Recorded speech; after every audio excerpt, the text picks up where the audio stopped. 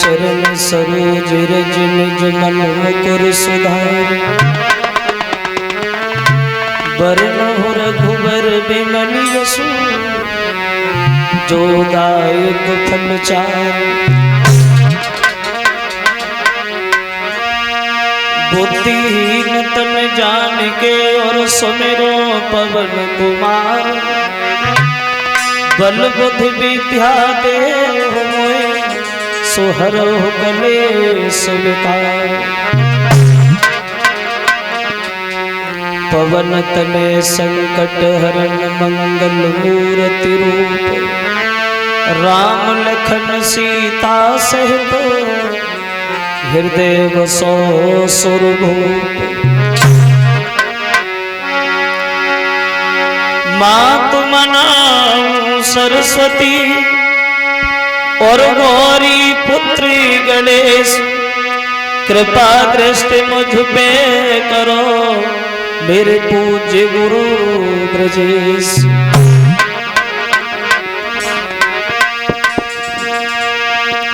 तो सीतापति श्री राम से मेरी विनती बारंबार लाज रखो मुझ दीन की मेरी नाव बड़ी मजेदार।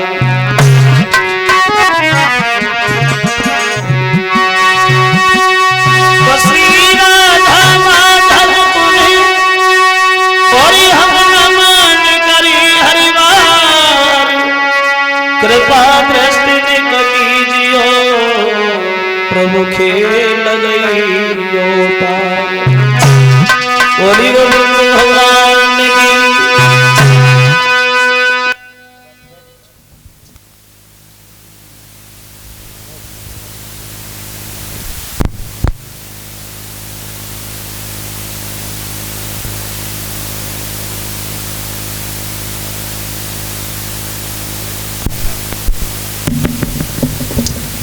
आदरणीय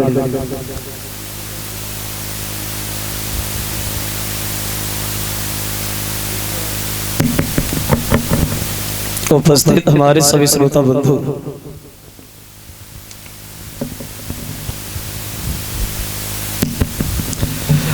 आज ही भगवान की पावन कथाओं को चलते हुए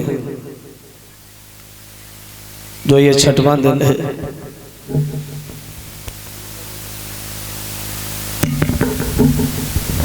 अब देखें थोड़ी देर प्रसंग जहां चल रहा था भगवान कन्हैया के बारे में जो अभी तक हमारे श्यामी शास्त्री जी के मुखारबिंद से आप कथा श्रवण कर रहे थे। समय तो नहीं था लेकिन जबरदस्ती हमारे डॉक्टर साहब पीछे पड़ गए, भाई आना तो है ही है, तो हमने चलो आएंगे थोड़ी देर के लिए जरूर आए। तो अब देखें थोड़ी देर प्रसंग जहां चल रहा था भगवान की पावन कथा में, ये भगवान की कथा एक ऐसी कथा है जो भी इंसान इसे लग्न पूर्वक सुनता है, इसे पढ़ता है या कहता है, वो सांसारिक व्याधियों से हमेशा दूर रहता है। वैसे कलयुग के दोषों से बचने के लिए सिर्फ ये भगवान की कथा ही बताई। जो भी भक्त भगवान की कथा को सुनते हैं, पढ़ते हैं या कहते हैं, कलयुग अपना असर लोगों के ऊपर कभी नहीं डाल पाता, क्योंकि भगवान की यही कथा श्रवण करने से गोकर्ण के भाई धुंधकारी को मोक्ष मिला और भगवान की यही कथा श्रवण करने से 11 वैराग्य जवान हुए और भगवान की यही कथा श्रवण करने से महाराज परीक्षित को भी मोक्ष की प्राप्ति हुई। तो बड़े सौभाग्य की बात है कि आप किस पवित्र गांव में पवित्र जगह पे ये भगवान की कथा का आयोजन जो चल रहा है। वैसे नवदा भक्ति में गोस्वामी तुलसीदास ये कहते हैं कि ये भगवान की कथा ये कौन से तरीका की भक्ति है। तो बाबा तुलसीदास जी ने ये बताया ये भगवान की कथा जो है ये दूसरे तरीका की भक्ति है। पहली भक्ति क्या है?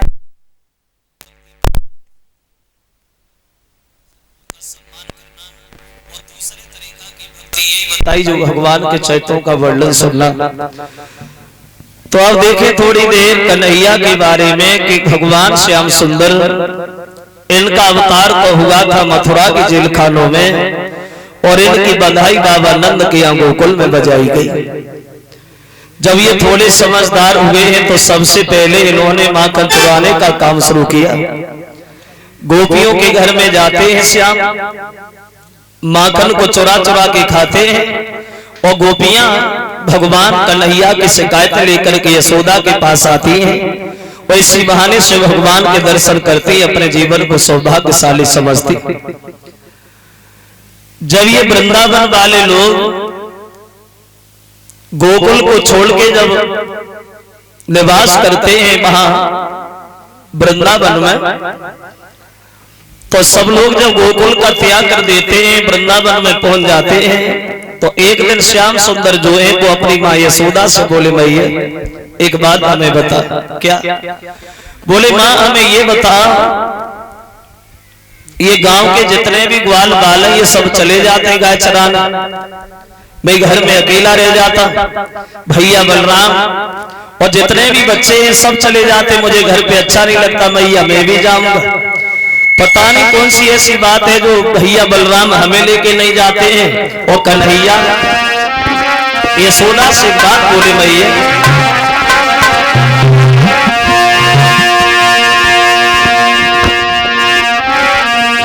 कि मैया मैया जाऊ भैया और रोजाना बन को जाते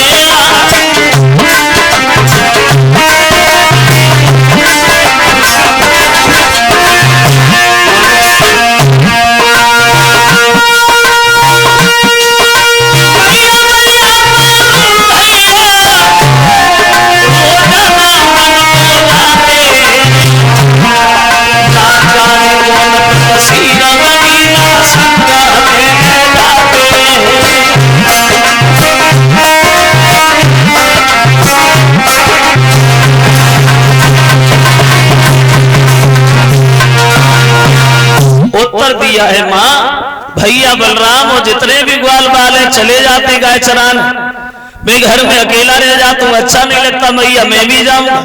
तो यशोदा बोली श्याम तुम क्या करोगे, हमारी गायों का तो ठेका है, लोग चरा लाते। बोले भैया नहीं हम तो जाएंगे। समझ गई अब ये मानने वाला तो है नहीं, हटीला है। बोले अगर जा ही रहे हो तो चले जाओ, हर जगह जाना लेकिन भूल के एक जगह न जाना। कहाँ नहीं जाना? तो यशोदा बोली श्याम सुनो, तुम्हारी जहाँ इच्छा वहां चले जाना लेकिन एक जगह तुम नहीं जाओगे। कहाँ नहीं जाओगे? तो यशोदा बोली कन्हैया सुनो, तो यमुना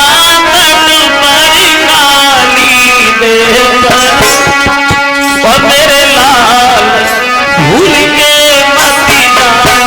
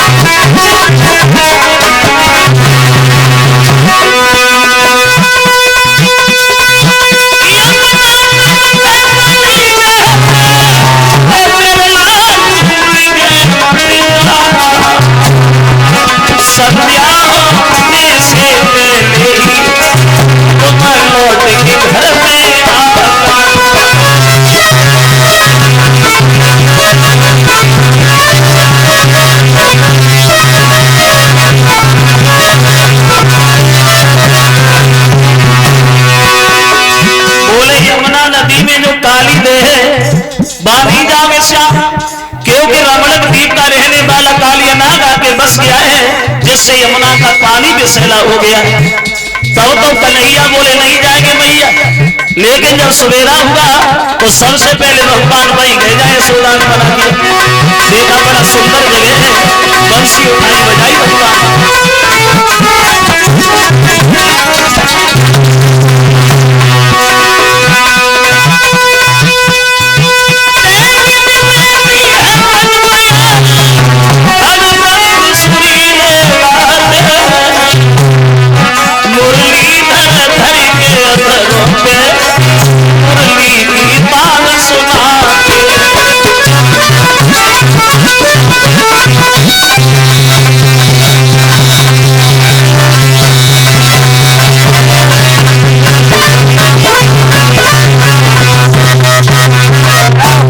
गए भगवान जब यशोदा ने मना कर दिया।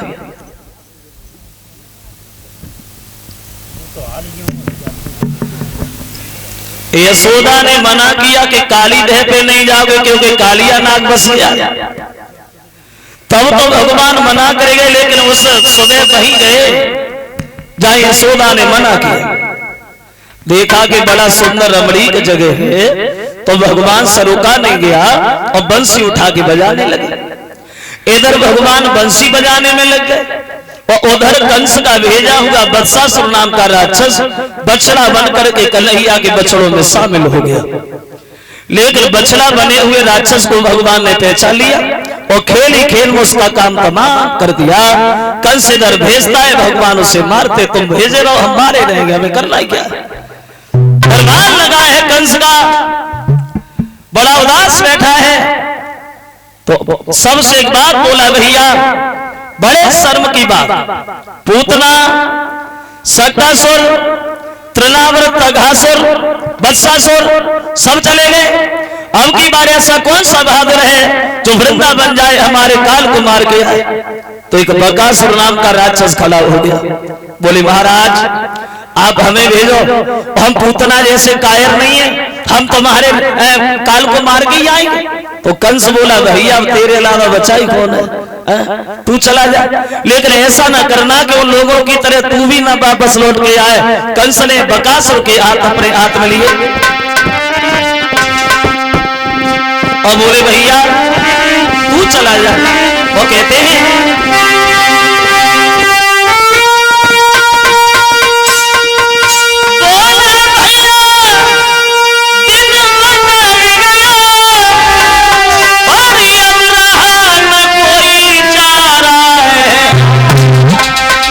जीवन को इन प्राणों को वो तेरा ही सिर फुसाना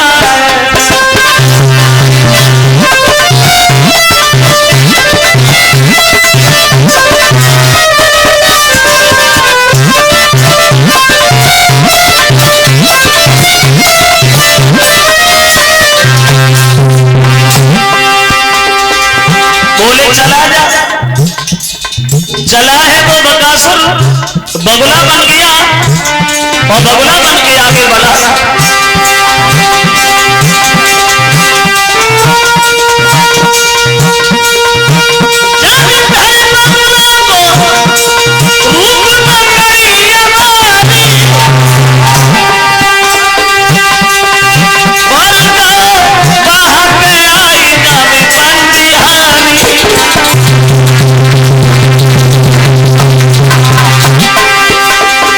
बगुला बन के गया, लेकिन भगवान ने बगुला बने में बकासुर को पहचान लिया। बोले बढ़ेगा हुआ ये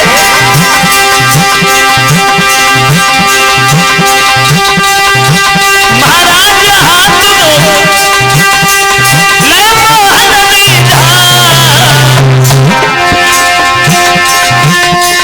चोच पकड़ के नीचे बकासुर तो बीतते